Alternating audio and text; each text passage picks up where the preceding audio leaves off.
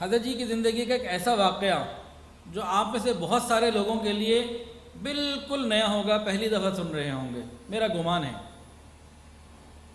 یہ واقعہ بہت ہی عجیب ہے۔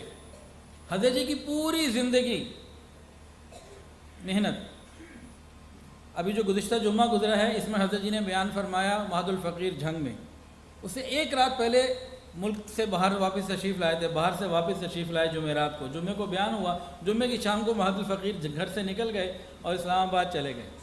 کل رات اسلام آباد سے سیدھا لاہور آئے ہیں، یہاں 3 دن کا سفر ہے، یہاں سے اگلا سفر ہے کراچی کا، وہاں 3 دن بیانات ہیں، اور اس کے بعد پھر اگلا سفر ہے۔ رمضان تک شیڈیول مکمل طے ہو چکا ہوا ہے، اور رمضان کی بھی اپنی مصروفیات ہیں، اور وہ شیڈیول یہ نہیں کہ گھر بیٹھے کہ بھئی جو آئے، مسکین پور، خانے وال، ملتان اور بہت ساری جگہوں کے سفر ہیں۔ عمر آپ کے سامنے ہے، صحت آپ کے سامنے ہے، سہارے کے بغیر چلنا مشکل۔ ابھی آپ جو قریب کے لوگ ہیں وہ پاؤں دیکھ لیجئے گا، اپنے پاؤں بھی غور سے دیکھ لیں ابھی، اور حضرت کے بھی دیکھ لیجئے گا کہ کتنے موٹے ہو چکے ہیں گردوں کی خرابی کی وجہ سے، تو آپ کو اندازہ ہوگا۔ حضرت جی نے فرمایا کہ 1973 میں شیخ وجیہ الدین رحمۃ اللہ علیہ لاہور کے ایک بزرگ تھے، ان کی معیت میں گلگت کا سفر ہوا۔ آج بھی گلگت جانا ایک مشکل کام ہے، محنت طلب ہے، انسان سوچتا ہے اتنی دور، اور 1973 کا روڈ بھی نہیں تھے صاف ستھرے، اور ٹرانسپورٹ بھی نہیں چلتی تھی۔ پھر جھنگ سے لے کے گلگت تک ان پہاڑی علاقوں میں، میدانی کی بات نہیں کر رہا، پہاڑی علاقوں میں نہ کوئی سائیڈ میں کینٹین، نہ کوئی ایسے ضروریات زندگی کی چیزیں ملنا، ایسا بھی کچھ نہ تھا۔ تو حضرت فرماتے ہیں کہ ہم لوگ پہلے تو بشام پہنچے، بشام سے لے کے گلگت کا سفر اس زمانے میں 1.5 دن میں تقریباً ہوا، اور وہ کیسی گاڑی تھی؟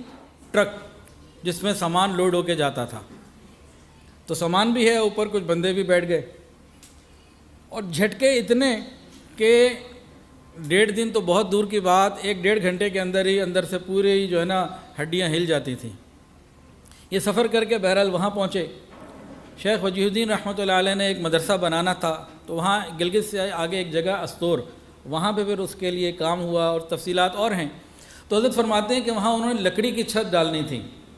چھت وہ چاہتے تھے ایسی ہو کہ دوسروں سے جو ہے نا کسی گرجے سے اس طرح کی مشابہت نہ آتی ہو، اور ادھر برف پڑتی ہے تو 1 میٹر اور 1.5 میٹر بھی برف پڑ جاتی ہے کبھی کم و بیش۔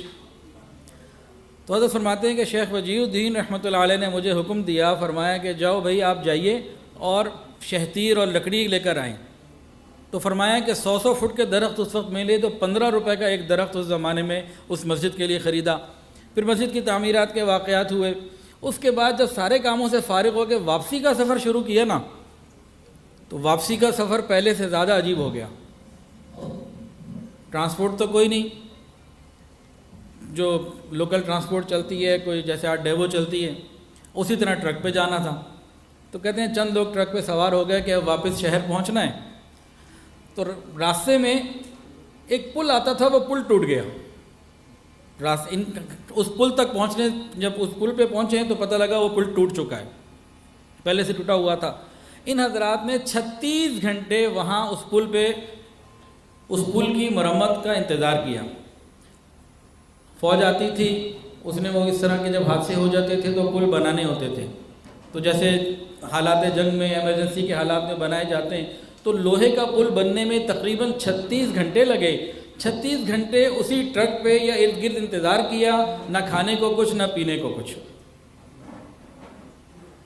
اچھا 36 گھنٹے کے بعد جناب ٹرک جو ہے وہ تیار ہوا، جب روڈ بن گیا اور وہ عارضی پل بنا دیا گیا، تو حضرت فرماتے ہیں کہ ہم لوگ چلے۔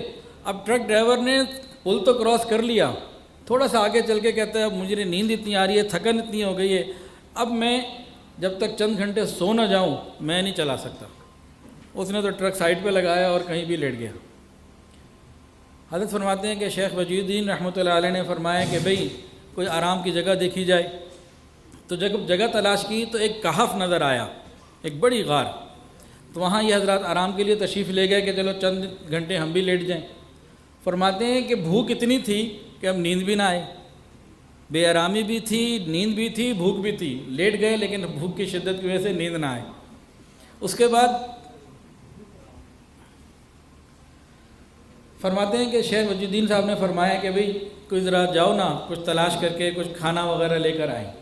حضرت فرماتے ہیں کہ میں نیچے اترا، بھوکی حالت بھی تھی، کمزوری بھی تھی، لیکن بہرحال اب اس کمزوری کا علاج ہی تھا کہ کچھ ملے، کوئی کینٹین نہیں، کوئی اور چیز نہیں۔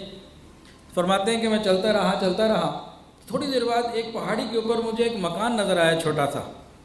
میں خیر چڑھ کے ادھر گیا، جا کے دروازہ نوک کیا۔ جیسے ہی دروازہ نوک کیا تو سامنے سے کوئی خاتون آ گئی۔ حضرت الحمدللہ نگاہوں کی حفاظت زندگی بھر رہی، تو نگاہوں کی حفاظت کے ساتھ نیچے دیکھتے رہے اور اس سے اپنی زبان میں روٹی کہتے رہے اور وہ اپنی سمجھتی رہی، کیا سمجھی کچھ حضرت نے ان کی زبان میں بھی بات کرنے کی کوشش کی، لیکن بہرحال ابھی یہ بات چیت ہو رہی تھی کہ وہ مرد باہر آ گیا جو صاحب خانہ تھا نا۔ اس نے دیکھا میرے گھر کے دروازے پہ غیر محرم کھڑا ہوا ہے، اس کو تو کچھ سمجھ میں آئی نہ آئی۔ حضرت فرماتے ہیں کہ وہ اندر گیا، رائفل نکال کے لے آیا۔ اس کو بڑا غصہ تھا کہ یہ کیا ہو گیا، اور بڑے غصے کے ساتھ اس نے حضرت سے بات چیت کرنا شروع کیا۔ حضرت فرماتے ہیں کہ مجھے اس کی بات تو سمجھ میں نہیں آ رہی کہ وہ زبان اور تھی، لیکن بڑا ناراض تھا، وہ گالیاں دے رہا تھا یا غصہ کر رہا تھا، کیا کر رہا تھا، بس وہ بول ہی جا رہا تھا۔ حضرت فرماتے ہیں کہ میں خاموش ہوں، اور اتنے میں اللہ نے مدد کیا دی، مدد یہ آئی کہ اس کی بیوی اس سے لڑ پڑی کہ بھئی ایک بندہ ایک آیا ہے، دروازے پر آیا ہے، بھوک ہے، روٹی کا مسئلہ ہے، کیا ہے، تم کیوں بلا وجہ لڑ رہے ہو؟ اس نے کیا کیا ہے؟ اس کی نگاہیں بالکل جھکی ہوئی ہیں، کیا مسئلہ ہے؟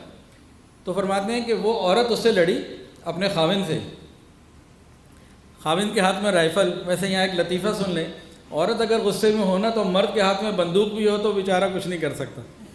اچھا خیر یہ واقعے سے ہٹ کے لطیفہ ہو گیا۔ اب وہ اندر گئی، اندر سے جو بھی کھانا جتنا بنا ہوا موجود تھا نا، وہ کھانا بھی لے آئی، روٹیاں بھی لے آئی۔ شوہر نے منع بھی کیا لیکن اس نے حضرت کو دیا۔ حضرت نے کہا بھی مجھ سے پیمنٹ اس کی لے لو، خیر انہوں نے پیمنٹ نہیں لی۔ حضرت جی وہاں سے پھر کھانا لے کے آئے، ساتھیوں نے کھانا جب سامنے رکھا تو اتنی لمبے عرصے کی بھوک تھی تو خوب کھانا کھایا، سب نے کھایا۔ حضرت نے فرمایا کہ اس کھانے کی لذت آج تک محسوس ہوتی ہے۔ قربانیاں دیں گے تو آگے معاملہ بنتا ہے کہ 36 گھنٹے پہلے پھر باہر نکلنا، وہاں تک آنا جانا، اس میں بھی کچھ وقت لگا ہوگا۔ اتنے وقت کے بعد جب اللہ کے راستے میں ایک روٹی کھانے کو ملی، فرمایا اس کی لذت آج تک محسوس ہوتی ہے۔